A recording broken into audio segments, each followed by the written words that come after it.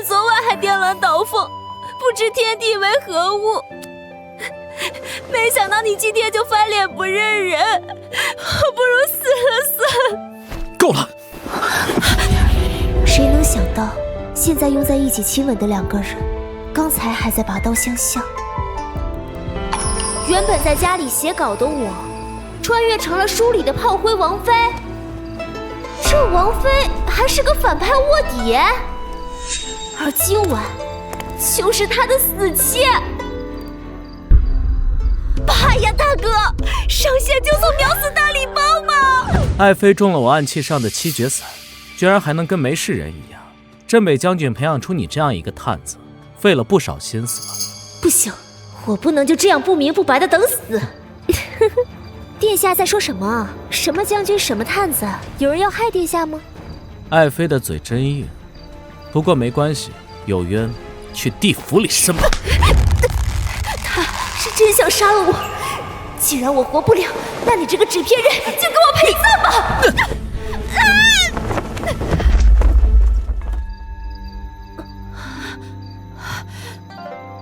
我还活着。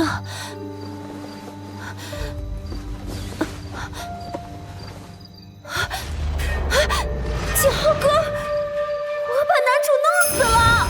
老夫已经给殿下的右臂正好骨了，记得不可沾水。是，那殿下头上的伤呢？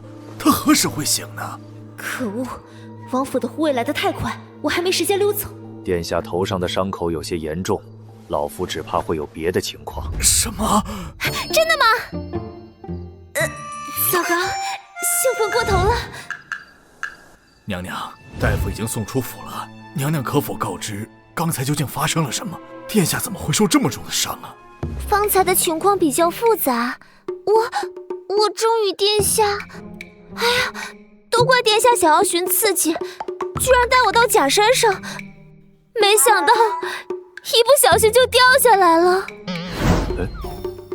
殿下怎可如此行事啊？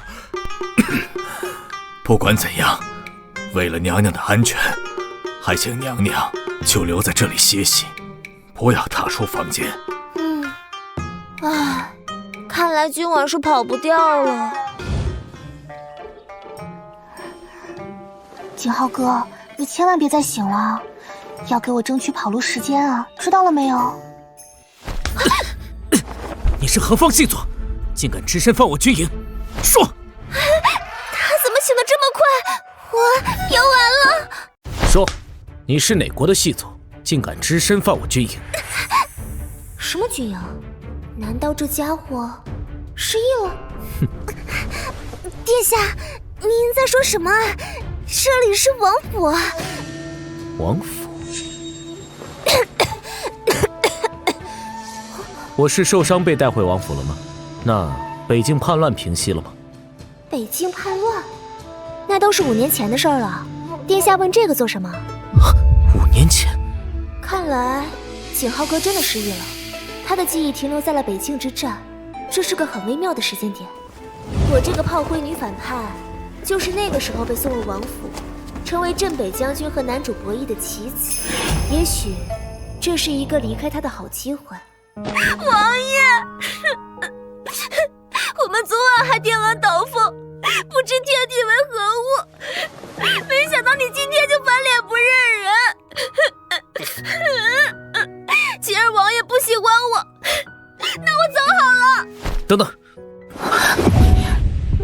这些小娘子生气起来，只要你稍稍在小嘴上亲一下，顿时就化成一汪春水了。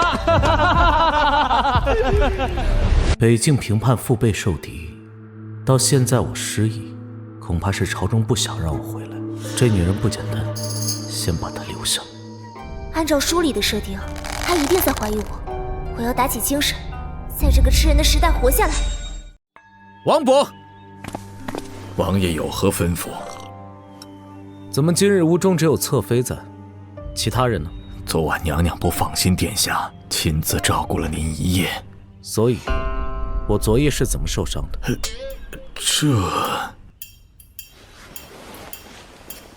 直接回话，支支吾吾的做什么？殿下，这天没被地为席的事情固然刺激，但殿下也应该节制啊。娘娘心软不懂拒绝，但殿下应该守住分寸呐。你说什么？这些都是娘娘亲口所说，小的也是希望殿下顾及身体啊。侧妃来府里几年了？娘娘已经来府中1年了，殿下与娘娘形影不离，很是恩爱。形影不离，很是恩爱。如果事有蹊跷，那我一定会把线索藏在书房里。这是关于甄初瑶的手札。瑶儿卿卿无爱，一日不见如隔三秋。花前月下海市谵梦。我是被鬼上身了吗？怎么会写出这种东西？啊，有夹层。哼，逮到你了。哎呦，殿下您可算是醒了，陛下真是担心死您了哟。让皇兄挂念了。殿下，您才刚好，怎么能下床？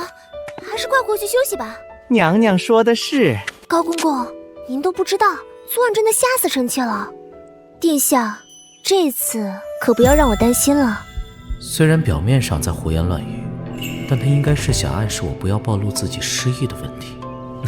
高公公见笑了，瑶儿是太担心我才说了这些胡话。我受的不过是些轻伤，过几日再去宫里拜谢皇兄。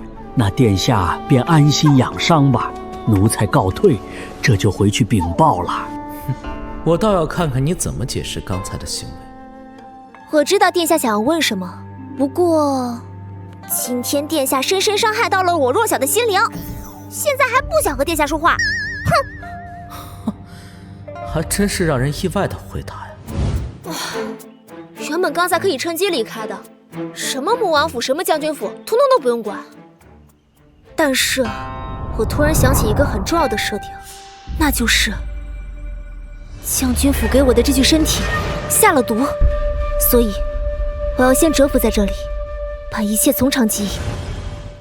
翻阅完那些手札，破解密语后，事情可就简单多了。爱妃，除掉你这个没什么城府的小探子不难，难的是如何将你的幕后之人连根拔起。既然你要演，那我也不介意陪你演一出好戏。啊，王爷身子还虚着，需要好好休息。哦，那就歇着呗。叫我干啥？您忘了，王爷与您伉俪情深，没有您在，他睡不着啊。哎呦，慢点儿。他那是伉俪情深吗？他那是查原主的情报，他下贱。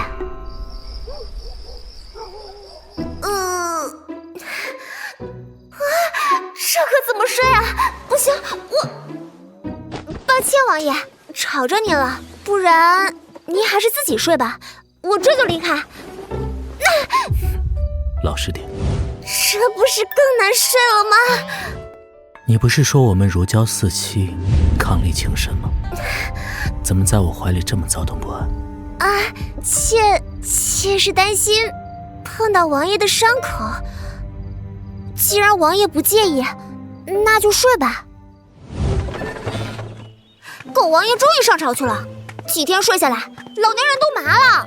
王妃，将军府来人了，说是想求见您。将军。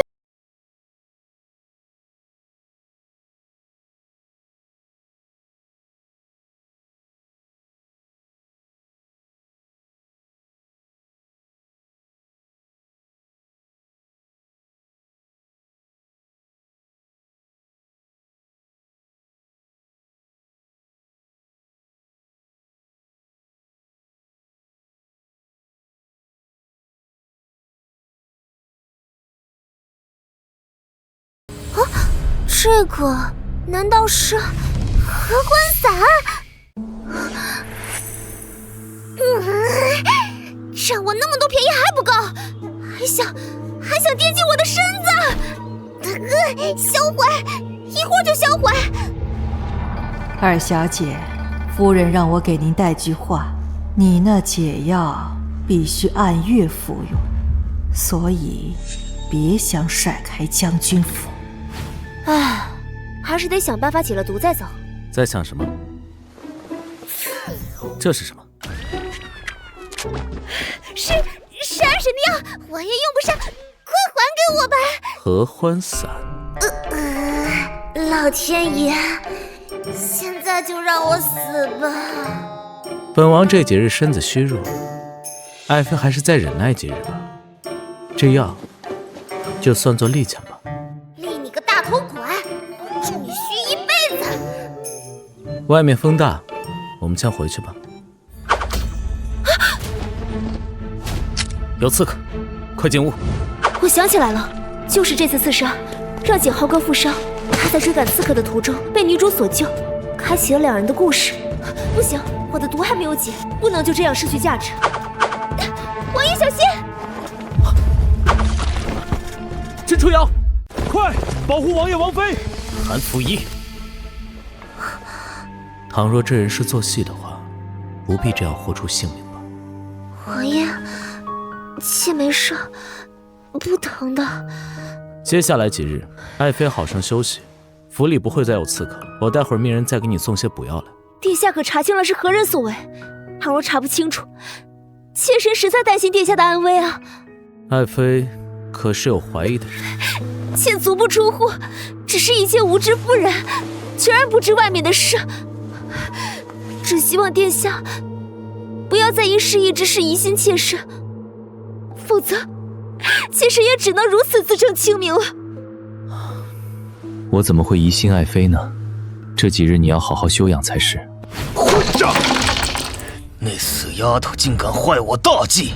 我派去试探穆王的人，竟然全折在穆王府了。既然他为穆王挡了刀，那必然不会再引起穆王的怀疑。也许我们可以趁着这次机会，将甄初瑶这颗棋子彻底打入穆王府内部。只要我们还将它牢牢握在手里，这颗棋子就还有用。这几天有刺客的消息完全没在府里传开，景浩哥处理的真是密不透风。只是这家伙做戏未免做得太全面了。啊，爱妃张嘴，爱妃伸手，爱妃痛痛飞走喽。这几天他的表现跟最开始想杀我的样子完全是两个人。算了，先上个厕所去。爱妃这是要去哪儿啊？本王帮你去啊。不用了，妾自己去。老娘去厕所不用你陪，你个混蛋玩意儿！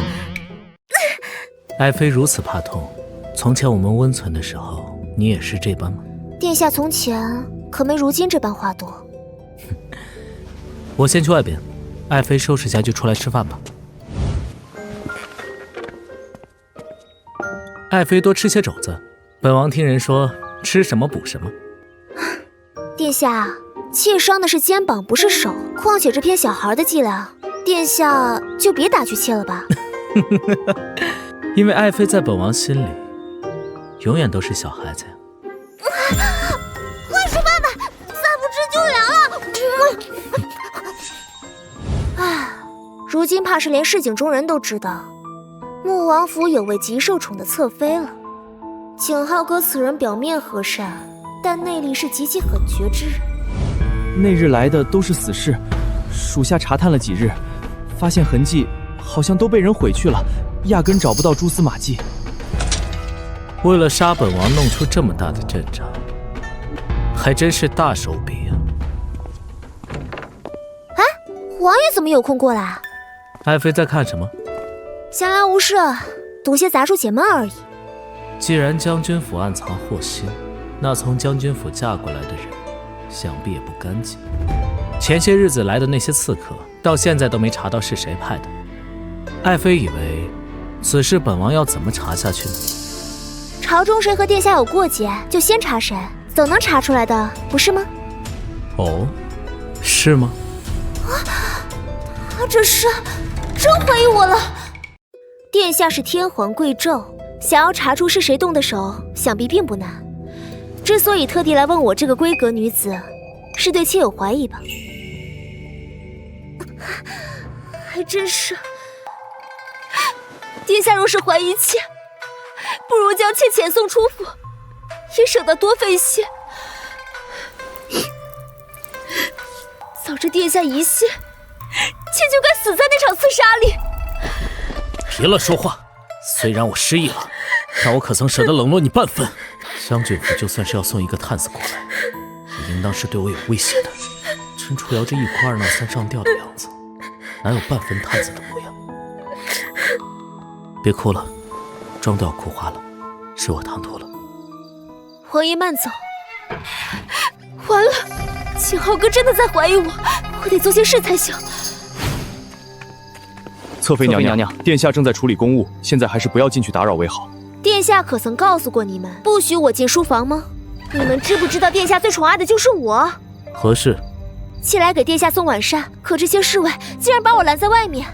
要耍点无伤大雅的小性子，就像是一个被丈夫宠到无法无天的妇人，才更不像有心机的探子。送到书房里吧。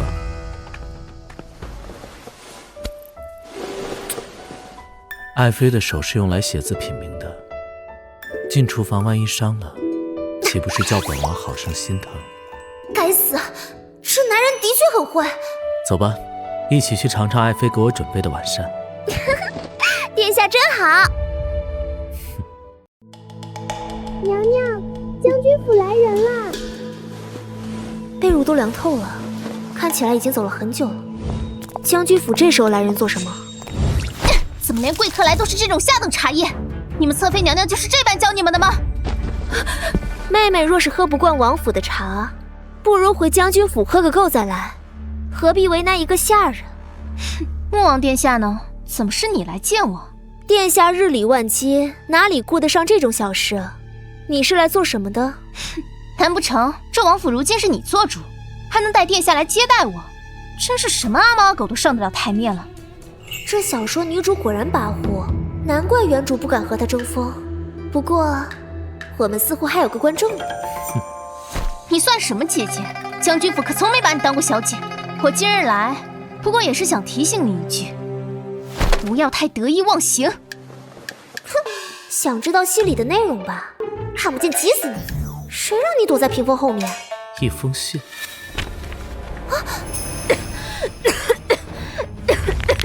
看来我寻找解药的节奏要加快了，不然来日被人拿捏了命门，真成了傀儡。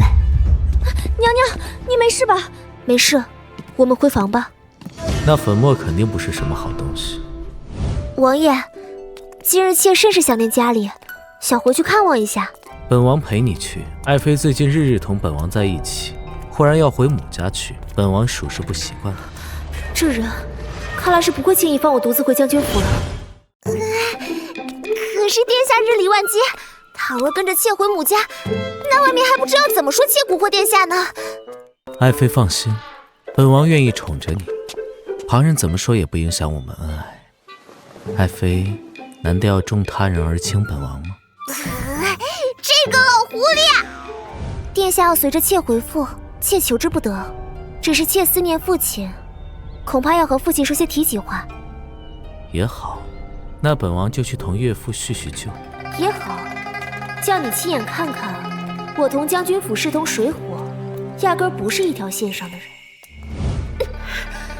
这将军府果然狠辣，为了控制我，竟然再次下药。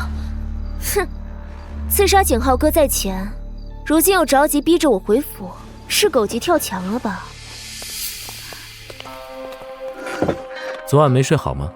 怎么精神这般差？还不是你在屏风后害我分了神，一时没防备下药之策。昨夜离了殿下，妾自然是睡不好。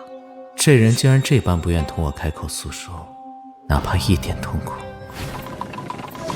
我和景浩哥要一起去副将军府的鸿门宴了，这怎么想都算有过命的交情了吧？好兄弟，一起走。殿下，您怎么也来了？殿下，您怎么也来了？甄小姐，请自重。姐姐又在殿下面前说了什么？我不过是爱慕殿下，你怎么能三番两次在殿下面前毁我清誉呢？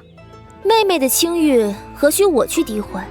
就看你平日的作为，我就算真说了些什么，你怕也是有过之而无不及。还不住手！爹爹，你倒是会坏我的好事，给我跪下！那日老夫安排缜密，你为什么要替穆王挡箭？父亲，女儿并非有意破坏你的计划，只是殿下对女儿怀疑深重，女儿不那样做，怕是没办法瞒过殿下。穆王为什么会忽然怀疑你？你们的感情不是一直很深吗？殿下，殿下始终对女儿怀有戒心，就连晚上睡觉都要在枕头下放一把匕首防备女儿。在外人看来，女儿是享尽宠爱，但无人知晓女儿在将军府是如何如履薄冰啊！罢了罢了，既然不是你的错，那日的事情我也不计较了。我派出去的人已经查到了一些你母亲的踪迹，你就安心留在王府办事。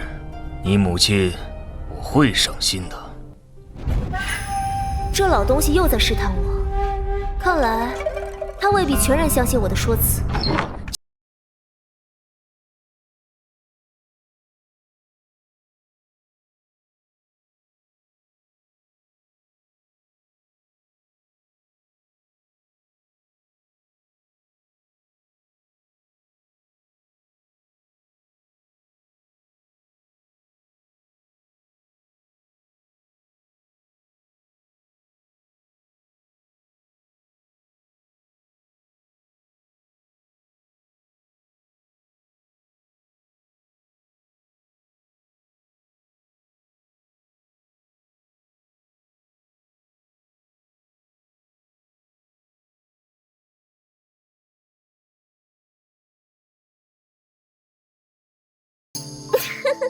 妹妹，姐姐我可从未赠过你我的画，反而是出嫁后丢了一幅双鱼戏水图。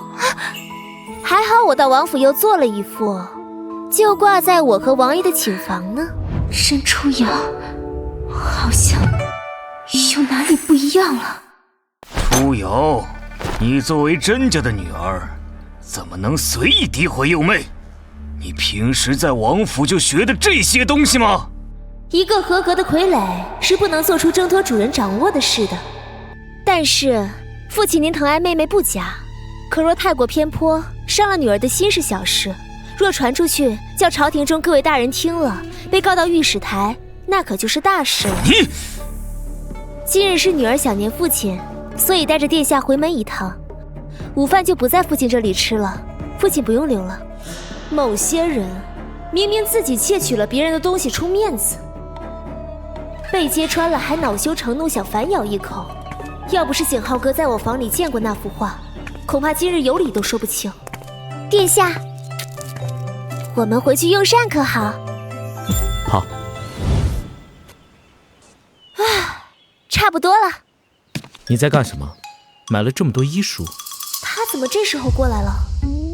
这不是最近天热了，妾心疼殿下，所以专门找来一些医书，想为殿下找些消暑的方子。先蒙混过去再说。这样啊，我就看着你编。辛苦爱妃了，那本王就等着爱妃的消暑方子了。哦，就是这个药铺了。掌柜的，帮我抓3味药材，我要杜若、雨念、飞灵。夫人是您吗？终于拿到这本医典了。原著里的我，甚至都没来得及看上一眼，就被甄寒烟强行夺走。后期甄寒烟凭借医典疯狂上分，更是奠定了在景浩哥心里的地位。不过没想到我还有意外收获。小姐您简直和夫人年轻的时候一模一样。夫人对老朽恩重如山，日后小姐有什么需求，可以随时来找我。原来我也是有母亲记挂的孩子。小姐是夫人唯一的血脉，自然是要放在心尖上的。回来了，东西都买齐了。都齐了。你手里拿的是什么？打开看看。糯米糕。专门给你买的，尝尝看。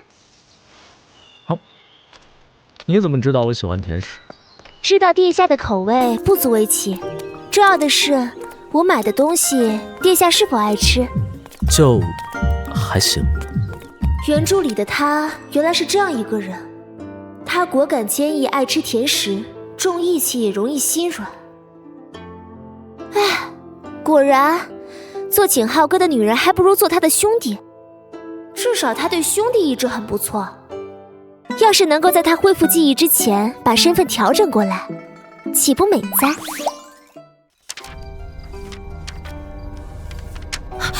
这是，真的是接骨的方子，我自由了。啊，等等，这是……啊，不管如何，还是先按照方子把药抓了吧。爱妃，这是要给我寻医问药了？怎么这么多草药？这人什么时候来的？妾是担心，如今已经入夏，家里人万一有个头疼脑热，囤积的药材不够，所以才命人把家里没有的药材都备齐了。家？他把这里当家吗？本王那日随爱妃回门，怎么看甄将军似乎更宠爱你们？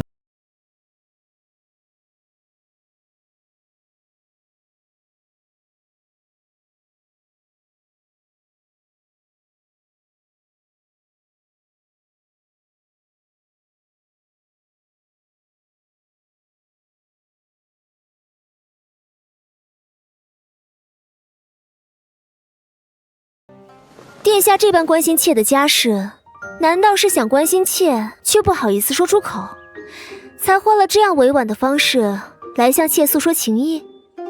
正是。爱妃身娇体弱，本王属实喜爱得起。自受伤那日之后，许久没和爱妃圆房了。不如今日……殿下还是再养养身体吧，我先去看医书啊。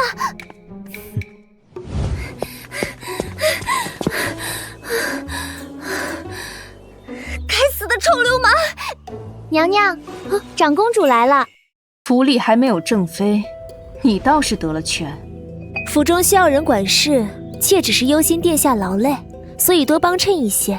等来日王妃过门，妾自然算不得什么。你倒是个蕙质兰心的，还特意了解了本宫的喜好。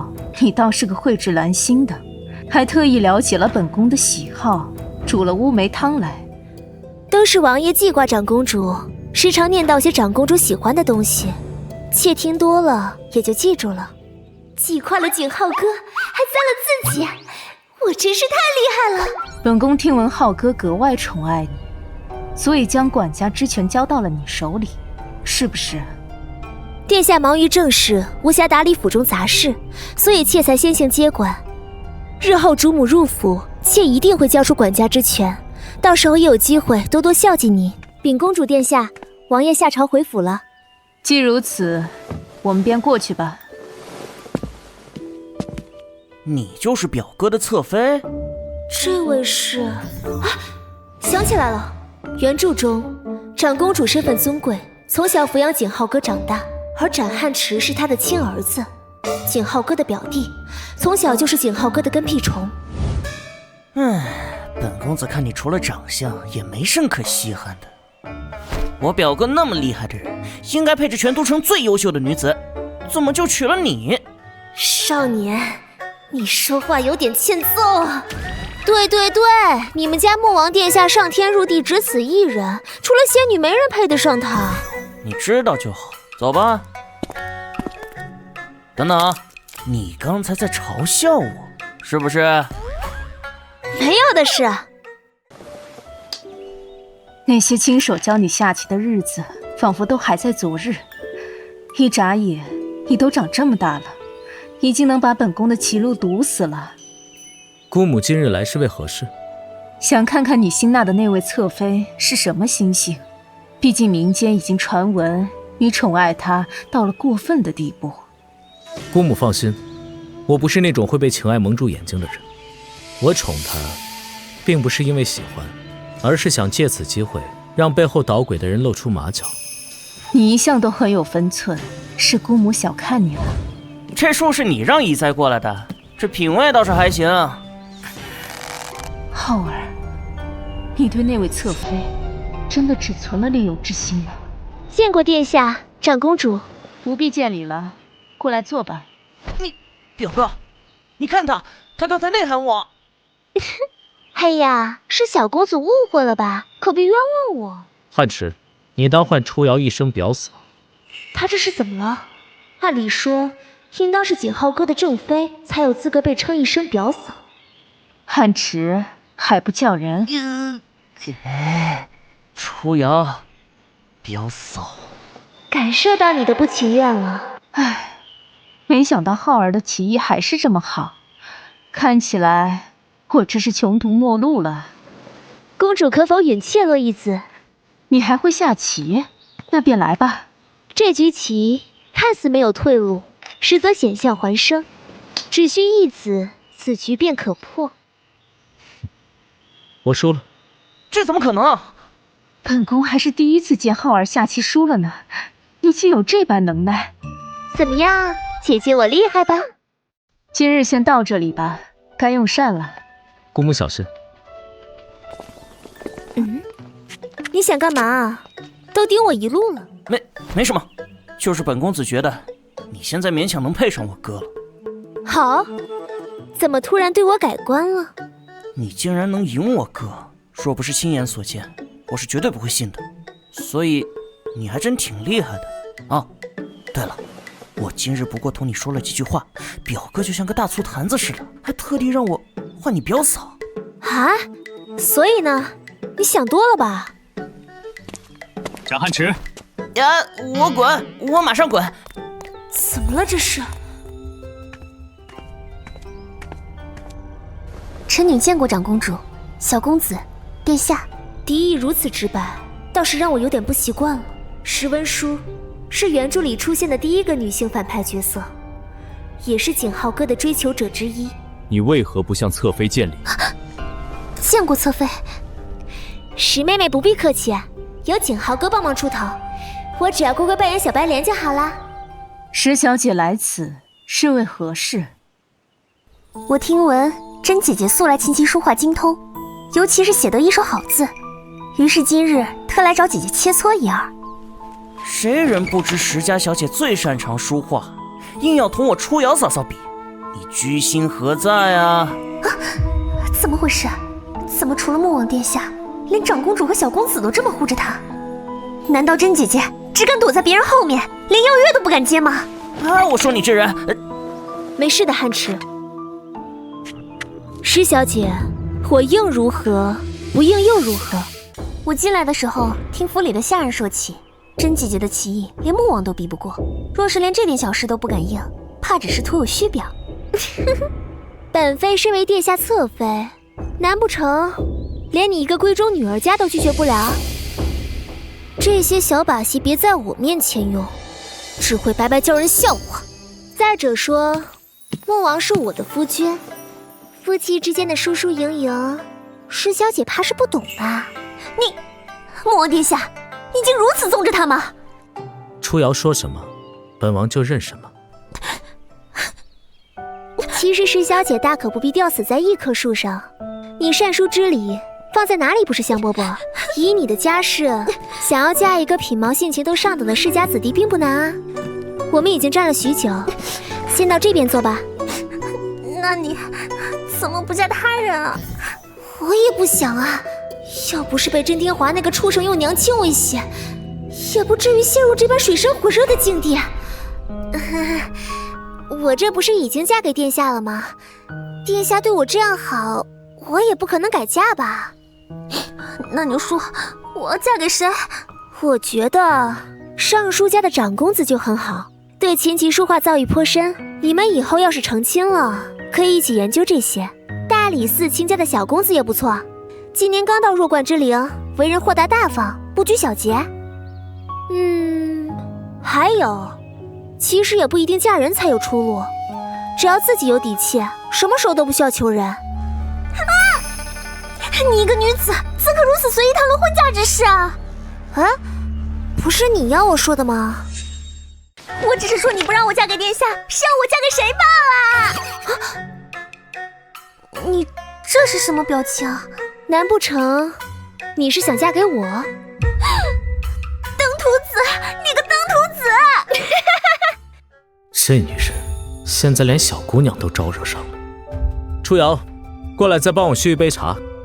殿下平日还是少喝些茶水，您夜里总是睡不好，常常妾身子一动您就醒了，妾看着实在忧心呢。这些日子，你不是在为我研究医书吗？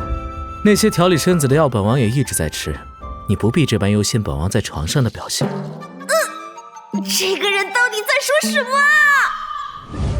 原本本宫还担心你夫妻二人相处不好，如今看来你们感情很好。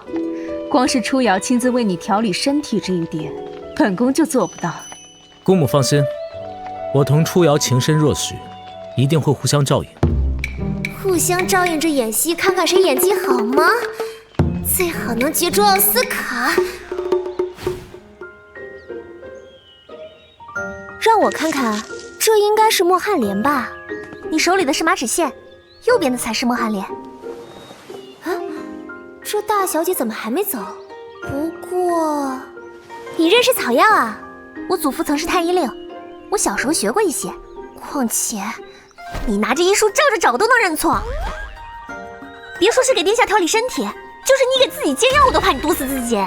你看，你琴棋书画样样精通，还懂得医律，家世也很好，以后找一个温文尔雅的儿郎，一辈子举案齐眉，不是比这冷冰冰的王爷好了很多？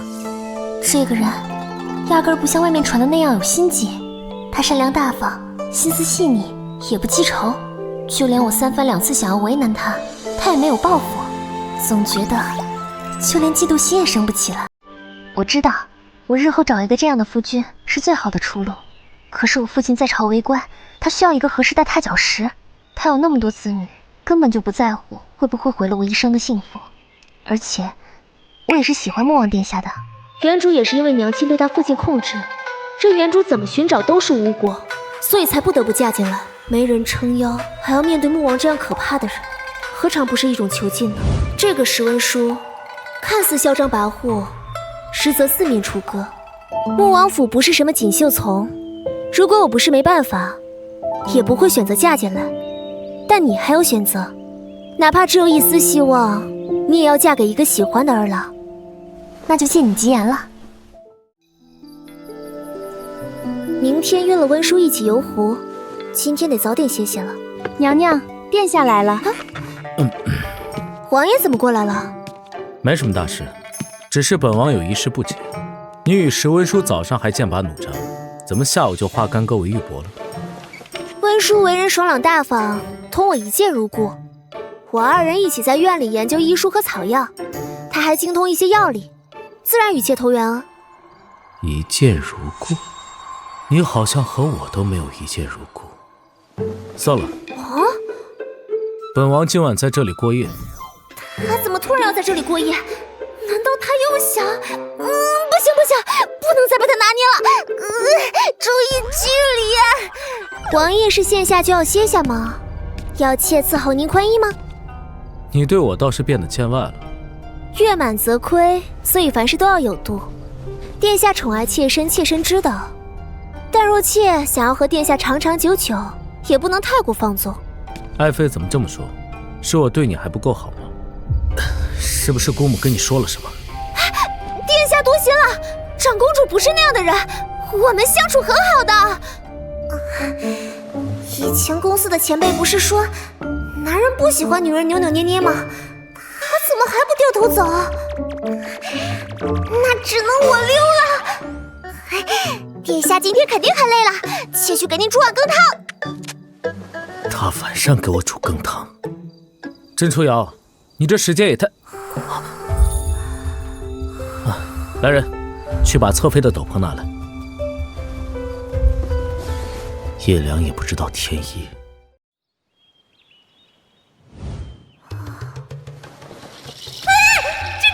这是什么情况？爱妃睡得可好？昨晚我可是一晚上没睡。一晚没睡？你干什么了就一晚没睡？难道……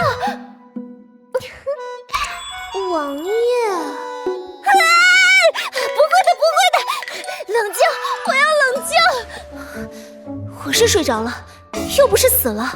要是真的那什么了，我不可能完全不知道。他又在试探我，那可真是累着殿下了。可惜妾什么都不记得了。现在爱妃醒着，我让爱妃再感受一番如何？忍一下，马上就要到时间了。王爷，该上朝了。来了。唉，这样下去也不是办法，总不能每次都找借口躲出去吧？那也太容易被景浩哥怀疑了。哎，要是找一个人陪着我睡，那景浩哥就不能缠着我了吧？和你说话真是让人如沐春风，可惜这样的机会着实不多。我平时一个人闲在家里也是无聊，不如以后我们常来游船。你在家是闲着，我在家也是闲着，不如你来王府吧，我家里有好多医书，你还可以指导我。你也不想殿下被我毒死吧？你明知道我对殿下的心思，还让我进王府。反正你要来我也拦不住你，但我要是主动请你，你是不是还欠我一个人情？哼，你都说了我想去就去，谁欠你人情？昨天真人撩起人来那么帅气，没想到现在撒娇起来也如此自如。上次我和殿下回娘家，听我妹妹提到过你，你们的关系好吗？我和她只是在宴会上见过几次，就是她告诉我你在王府不得殿下宠爱，过得艰难。还有这种事？不知道甄寒烟在背后说过我多少坏话，我在外人眼中又是什么样的形象？这么说来，长公主怕也是听了些闲言碎语，所以昨天才突然到访。如果昨天我应对的不得当，现在能不能出门游湖都是另说。那你知道甄寒烟也喜欢殿下吗？什么？她分明说是你喜欢殿下，是你用诡计嫁给了殿下。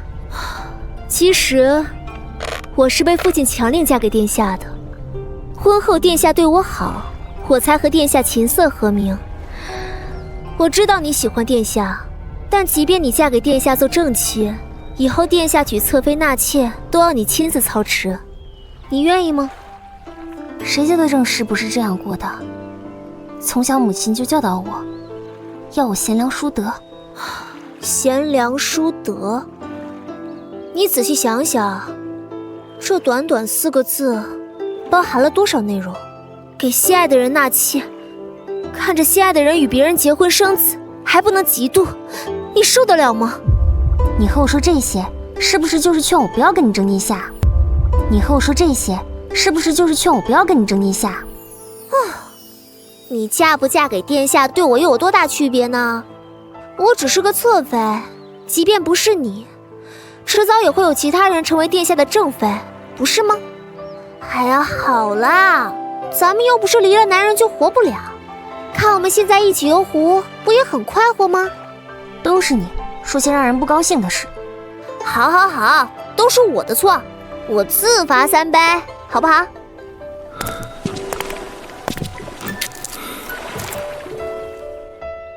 他倒是悠闲。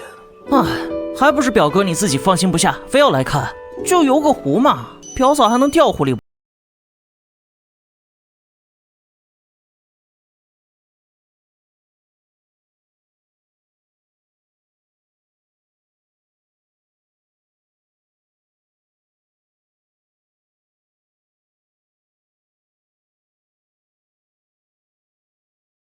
朱瑶，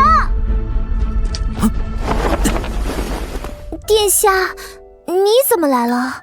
爱妃来游湖，本王不放心，所以来看看。这就是大将军平日的教导吗？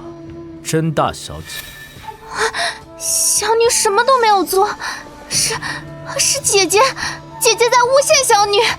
本王亲眼所见，是你绊倒了本王的爱妃，你竟屡教不改，哪怕为了爱妃，本王都不能轻纵了你。来人，甄寒烟言行无状，冲撞王妃，把甄寒烟送回将军府，让大将军自行处置。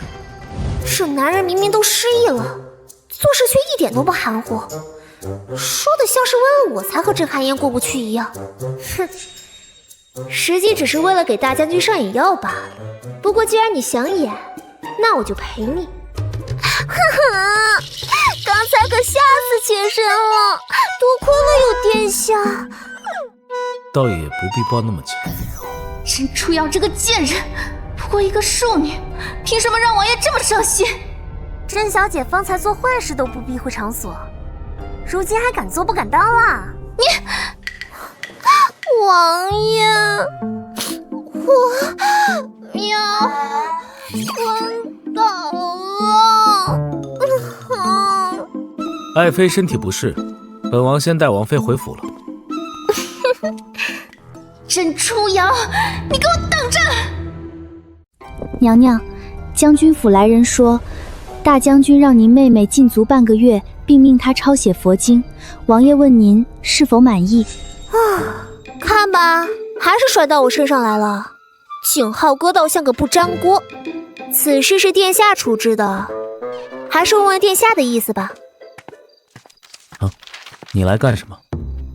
今日的事妾身都听说了，多谢殿下为妾身讨公道。爱妃与我是夫妻，爱妃受了委屈，本王自然是要帮忙出头的。今天殿下怎么会出现在那里呀？自然是本王知道你去游湖，特意去接你的。男人的嘴骗人的鬼。妹妹是被父亲娇惯坏了，这原本是我们姐妹之间的小事，没想到却把殿下牵扯进来，妾身实在过意不去。但父亲一向宠爱妹妹，殿下又与父亲同朝为官，不知会不会对殿下有影响。要是被甄天华在朝堂上针对了，可别觉得是我搞的怪。爱妃怎么会这样说？岳父虽然对本王有误会，但爱妃回去为本王美言几句不就好了？殿下说的是，我每天过得战战兢兢，现在却两边不是人。那个，妾身想邀请施小姐来府上住一段日子，殿下应该不会介意吧？王府的事，任凭爱妃做主。景浩哥对我还抱有警惕，现在诉苦并不能得到最好的效果，得找一个合适的时机。原以为他是为了将军府的事情而来，或是诉苦，或是求情。为了放松他的警惕，我还特地抱了他。难道真的是我想多了吗？你要和我住一个院子吗？对啊，我是真心想交你这个朋友。你瞧瞧，可有哪里不顺心的，都告诉我。今天就和他一起睡，免得某人是不是撩拨我。可是我在这里，殿下不介意吗？放心，我已经和王爷说过了，他说我能做主。知道你和殿下的感情好了，你是故意让我来看你怎么和殿下恩爱的吧？哪能啊，我是真心实意请你来的。当然，你要是不想住，现在还是可以走的，这样我就有更多时间和殿下恩爱了。甄初瑶，你有没有什么去火又不苦的药材？我想拿来做糕点。殿下上火了吗？有一味药叫铃兰草，味道虽甜，虽然有点涩味，但掺在糕点里还是不咸的。不过上火也分好多种，心火、肝火各有不同。如果殿下身体不适，还是让太医来瞧瞧吧。不用，我知道他哪里上火，他不是肝火，也不是心火，是男性荷尔蒙分泌过剩。你说你祖父曾是太医，那你和你祖父的关系好吗？我看你是想问祖父教了我多少医术吧？这都被你看穿了，我总得知道你精通多少，才能判断能不能相信你吧。毕竟还要给殿下调理身体。你要是不信可以考我啊，看是你知道的多还是我知道的多。那你知道蛊毒吗？都知道哪些呢？我当然知道，祖父说过，那些都是南疆巫医常用的东西，很是稀奇，一时间我也想不起来很多。但祖父收藏的医书中有提到过，那本医书是祖父去南疆时得到的，你肯定没有看过。看来我要想办法看看那医书了，说不定能找到解开我身上蛊毒的办法。这是什么？这是侧妃娘娘亲手为您做的绿豆糕。娘娘说与石小姐相谈甚欢，此时正带着石小姐在府中游玩，暂时过不来了。啊，真好看！咦，让我尝尝。想吃回你公主府吃去。小气鬼！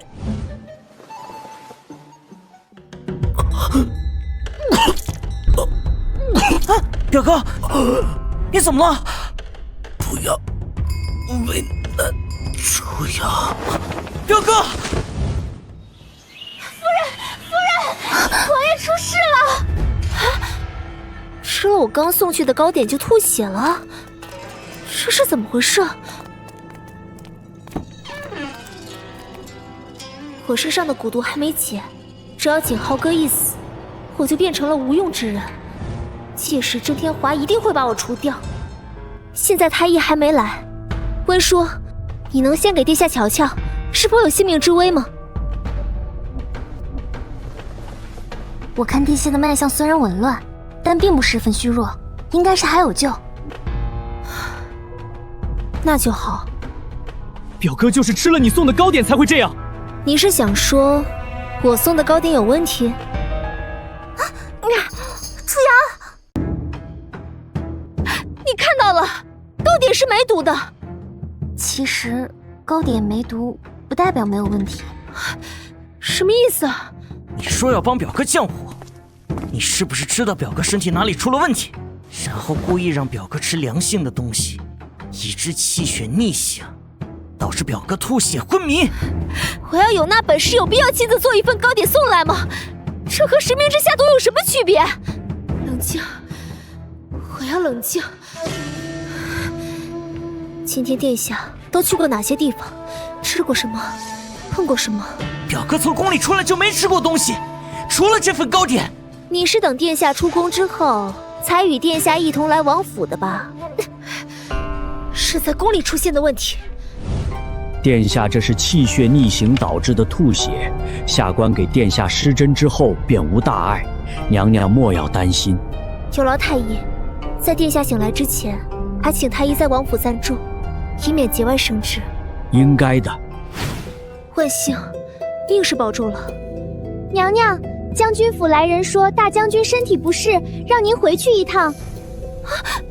这个时候，展公子，殿下能先拜托你吗？当然，他是我表哥，我自然不会让他有事。那就多谢展公子了。景浩哥变成这样，不会是甄天华的手笔吧？不管是不是因为他，都要让他以为景浩哥没有大碍，否则鬼知道他会趁这段时间做什么。听说穆王府的人慌慌张张去请太医，景浩哥怎么了？殿下没有事，只是略有不适，王府的下人小题大做罢了。如果想活命，你最好实话实说。我给殿下吃了些东西，但殿下短时间内还不会有事。父亲已经等了这么久，如果连这几天都坐不住，怕是多年布局会毁于一旦。这是好事啊，你何必瞒着我呢？啊！长公主的公子和郑国公家的小姐还在王府，女儿不敢做得太明显，只能徐徐图之。殿下现在毕竟还没有大碍，女儿怕被父亲责骂。你做得好，说的也对，都等了这么久，为父不介意再多等几天，但是你还是不要让为父等太久。毕竟如果为父因为这件事费心太多，就没有更多的精力帮你找娘亲了。女儿知道了。哦，对了，父亲派人来说，妹妹被禁足，且要抄写佛经，这件事殿下也是知晓的，但如今妹妹还能到处走动，父亲是连表面功夫都不想做，想让殿下无端。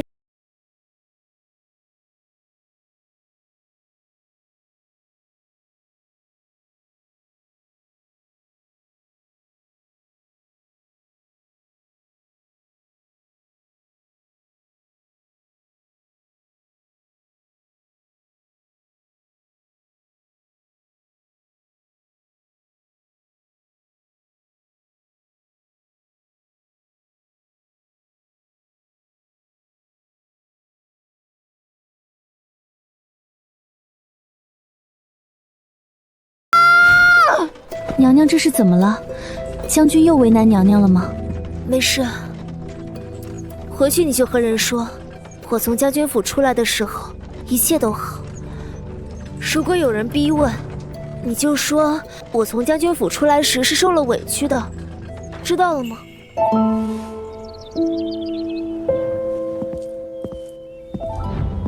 娘娘，长公主和国公夫人来了。妾见过长公主殿下、国公夫人。殿下还没死呢，你就忙着往娘家跑了？怎么，这是知道殿下没事又回来了吗？妾不敢，妾此时离开是的确有急事。好借口，有什么理由？说来本夫人听听。一起应付2个人还是太超纲了，还是一个一个来吧。不知长公主殿下可否介意不说话？也好，本宫也想听听看，你有什么说法？长公主殿下，这侧妃这般不懂规矩，您竟然还纵着她。她若真有理由，也不是非留在王府不可。她若找借口，本宫第一个不饶她。只要长公主愿意单独听我说话，情况就没有那么棘手。郑国公夫人虽然是景浩哥的小姨，但景浩哥还是更亲近把她养大的长公主。说吧，你这时候回将军府做什么？长公主容禀，昨日妾与温叔游湖，偶遇妹妹，妹妹将妾推入了湖中，所幸妾得殿下相救，才没有出事。殿下心急切，所以当众斥责了妹妹，并让人送妹妹回将军府，还放话给父亲，让父亲看着办。又是嫡庶之间的龌龊事。父亲一向宠爱妹妹，妾不知道妹妹会和父亲怎么说，亦不知道会不会因为我们女儿家的琐事，伤了父亲与殿下之间的和气。碰巧在殿下出事的时候，父亲唤妾回将军府，妾实在是害怕殿下被妾连累，所以妾六神无主，只能先回家与父亲解释清楚。先起来吧。长公主殿下，娘娘，母王醒了。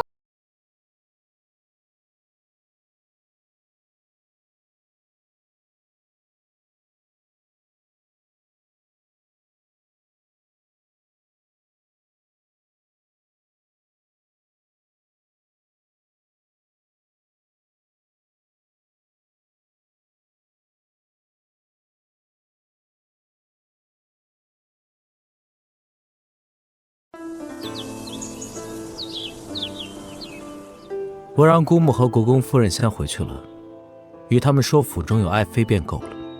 殿下请喝药吧，妾见识短浅，担不起大人。殿下以后还是不要这样了。你的手怎么了？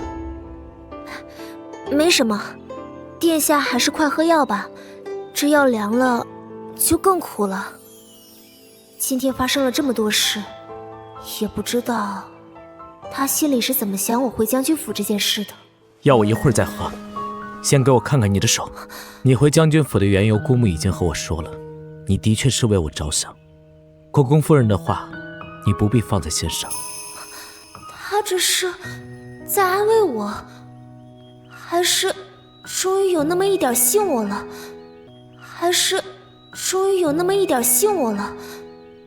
原本只是想要个安慰，促进下感情，这算不算是意外收获？殿下不怪妾多事就好，而且当时妾确实不在府上，国公夫人也是担心殿下，妾知他是好心，殿下不必担心。妾在殿下晕厥的时候回将军府了，殿下若是生气，就处罚臣妾吧。不过小事一桩，爱妃言重了。你如今是本王侧妃，嫁给本王有本王庇佑，你便不必再拘泥于以前的身份。换句话说，如果你成为本王的正妃，既不用因父亲的一句话而奔波，更不必受你妹妹的欺辱。他在说什么？这根本不是什么真心，这是一个用深情和富贵装饰的陷阱。妾不敢奢求正妃之位，只要能陪在殿下身边，妾身就满足了。夜深了，殿下好好休息吧。想要得到庇护，就得付出代价。他依旧在怀疑我。跑了。营卫，属下在。本王这次吐血昏迷是什么导致的？据太医所言，殿下看似中毒，实则那糕点中确实有一味铃兰草比较特殊，但个中缘由尚不明确。继续查，再让人暗中调查下御书房的熏香，最后把这个消息透露给大将军，就说本王吃了侧妃送的糕点，但没有大碍。想看是不是和铃兰草有关，不一定非要等太医的验证，看看那位大将军会不会有所动作，也能知晓一二。那道糕点里唯一特殊的东西就是铃兰草，既然糕点没毒，那很有可能是铃兰草和别的什么香玉产生了反应。具体还得找机会去问问药堂的老掌柜，至少现在景浩哥似乎还没对我起杀心。娘娘，大将军命人送来了一盒桂花糕，说其中含有一味铃兰草，天气燥热，此药草降火最好，并特意嘱咐娘娘，可千万要与殿下一同吃下。大将军传话时，可有避讳旁人？不曾。沈天华这就是故意整我。景浩哥吃了糕点才吐血昏迷的事情，没几个人知道。铃兰草本身无毒，但陈天华特地说出来，景浩哥那边会怎么想？娘娘，殿下体谅石小姐在府中，您该专心照顾，所以您便不必出院子了。殿下还说，您要是想通了，可以让看守的侍卫传信给殿下。我没什么想不通的，殿下不愿意见我，说一声便是，不必如此兴师动众。那老奴帮您把门带上了。冷静，冷静，别想原主的结局，不许想。景浩哥想让我想通什么？坦白之前做的事，这辈子都不可能。我又没对不起他。何事？昨日那道糕点中的铃兰草是我主动提及的，我若不说，娘娘也不会知道铃兰草，所以私以为陛下吐血的事应该和娘娘没有关系。知道了。啊，就这样？这件事本王自有计较。现在府中正值多事之秋，你还是回郑国公府为好。我是侧妃娘娘请来的，侧妃娘娘不说让我走，我是不会走的。我没什么想不通的，殿下不愿意见我，说一声便是，不必如此兴师动众。你是在死撑，还是真的清白呢？你不想想怎么和殿下解释清楚，还有心情钻研医术？他爱信不信，反正我是问心无愧。等殿下真的厌弃了你，你就是翻遍医书也找不到后悔药了。殿下要是厌弃了我，你不就有机会了吗？你把我看成什么人了？我才不会趁人之危呢！这些馒头青菜就是他们给你准备的餐食，这也太欺负人了。我没关系，人是事的时候难免受气，你这几日不必和我一起用饭了。这是我找到的几种温补的药材，劳你给殿下的太医带去，用不用全凭太医做主。殿下，御书房中使用的这批龙香是由陈太医管理的，香是不是有问题，还需要太医查看。把赵太医请过来吧。启禀殿下，此乃百雀香，此香气与龙涎香十分相似，但使用时间过长，便会使气血不顺，身体虚弱。若每天使用2个时辰，不出2年，人定会茶饭不思，衰弱而亡。铃兰草恰恰是此香的解药之一，只是使用铃兰草解毒时，会致人气血逆行，吐血昏厥。殿下，不好了，娘娘她晕过去了。什么？心口好痛。爱妃，你怎么样？妾身谋害殿下，还请殿下远离妾身，免得再次被害。对不起，此事是本王误会你了。哼，殿下要妾想通的事，妾还没有头绪，不敢见殿下，免得殿下怪罪，妾承担不起。此事只是我随口一言，想来是王管家会错了意。本王只是担心爱妃受累，让爱妃好好休息而已。骗子！还好人来了，还和我道歉。铃兰草的事应该是弄清楚了，但我要是太没脾气，反而惹人怀疑。你走，我不想看见你，你也别再来我这里。你要是在我这里吃错了什么东西，我知罪不及。初瑶，初瑶，你怎么了？我没事，王爷去忙自己的事吧。初瑶，这次委屈你了，莫要闹了，好不好？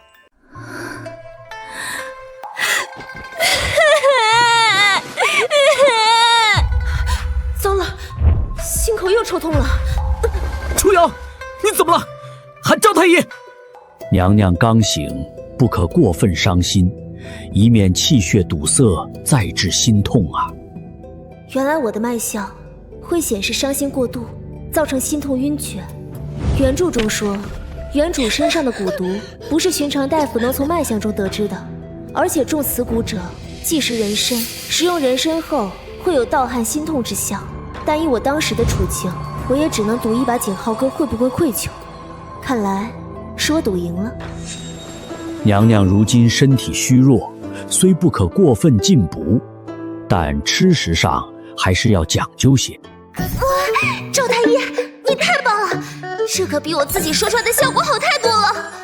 谁干的？今日查完，查后发脉。是。初瑶，这不是我的意思，我不舍得你受苦的。殿下别再说这样的话来哄妾，妾身能听出好歹。妾身身子不适，不能侍奉殿下。殿下也早日娶个正妃姐姐回来，免得还疑心妾身觊觎正妃之位。以前的他一直都是妙语连珠，我骄纵或嗔怒，但无论怎样都是那样生机勃勃。可如今，那你好好休息吧，莫要多想，明日我再来瞧你。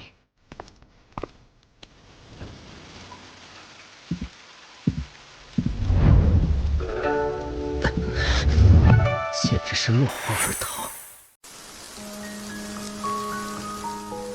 过来吃饭吧，我给你重新做了饭菜哦。你也别生气了，方才我过来的时候，已经看见苛待你的人被拎出来了。殿下应该只是误会了你，他还是在意你的。殿下哪里是在意我，不过是在意自己的名声罢了。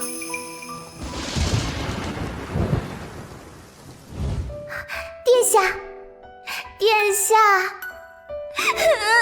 殿下。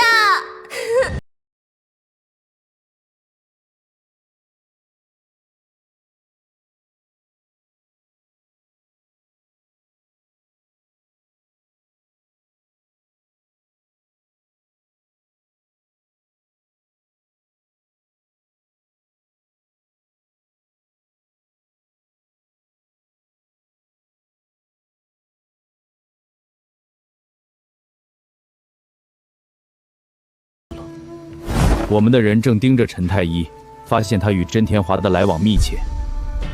陈太医还是朝臣，擅自去询问反而惹人非议，盯紧就好。明日早朝，本王将事情禀明圣上之后，便可请旨审问。禀告殿下，陈太医死了。死了？是，我们的人只是在外面盯着，今早才发现他在房间里自尽了。自尽？哼，想来真天华在用到陈太医时，就提前做了布置。陈太医还有家人，不过以一人命换一家命罢了。那御书房的百雀香想来也不复存在了。即便是存在，没有陈太医这个证人，也很难和真天华扯上关系。但真天华能把自己屁股擦干净，不代表所有人都可以。你这是去哪儿？昨夜下了暴雨，我见王府里有竹林，就想着去寻些竹笋回来。我搜集了一些竹叶水，用来泡茶，还能有竹叶香。啊，有竹叶清香的茶我没喝过，不过我知道一种竹筒饭，那饭味道独特。你若想试试，我便吩咐厨房去做。好啊。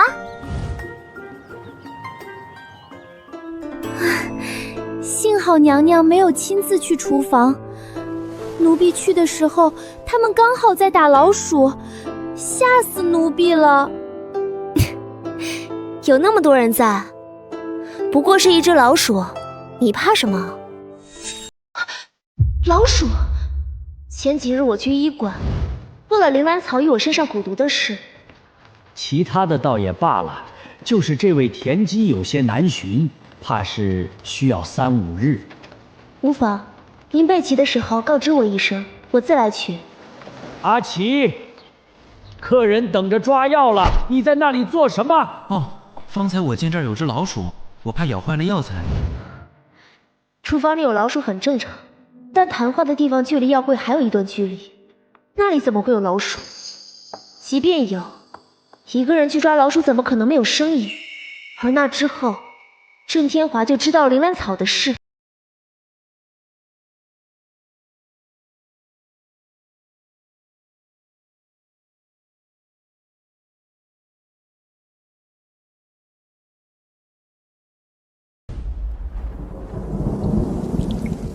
冷了他3天，也差不多了。又下雨了。殿下来妾身这里做什么？是妾身又做错了什么吗？古人云：“唯女子和小人难养也，诚不欺我。”既让赵太医给我改了药方，为何还生气？赵太医说你改的药方很好，既兼顾药性，又改良了味道，让汤药不那么苦。我只是随口和赵太医一说，殿下既说起来，那我也要去和赵太医说一声，别再用我的方子了。要是殿下出了事，我可担待不起。晚了，那药方我已经让人抄下来，且熟记于心了，连带着爱妃的好心，我可是一起记住了。走，本王送你回府。今天在朝堂上，有人猜你父亲纵容包庇下属，欺压良民，收受贿赂。你觉得你父亲会做这样的事吗？我就知道事情没这么简单，看起来像是探望我，实际上还是为了试探我对真天华的态度。妾一直在内宅，殿下也知道，父亲偏爱妹妹多一些。妾平日里懒散，不思进取，只会画画，与父亲也说不上几句话。外面的事，妾实在是不知。皇上将事情交由我去查，但大将军毕竟是爱妃的父亲，我的岳父，我总是要先问过爱妃的看法。爱妃若是不忍，我也会尽力从轻发落。我恨不得你直接刀了他。出嫁从夫，殿下是什么意思，妾就是什么意思。妾出嫁前就听说殿下处事公正，殿下若真为了徇私枉法，那妾岂不是成了祸水？爱妃当真是识大体，得妻如此，真是我的福气。殿下谬赞，妾只是殿下的侧妃，妾无心逾越。这种一而再再而三的试探，不知道什么时候才是个头。越是这种时候，我越不能生气，更不能露出丝毫不满，否则落到景浩哥的眼里，都像是为甄天华担心。这种日子真是过够了。好不容易才和好。厨房今日做了竹筒饭，切一会儿让厨房送一些给殿下尝尝。好，他总算消息了。我好像越来越搞不懂他。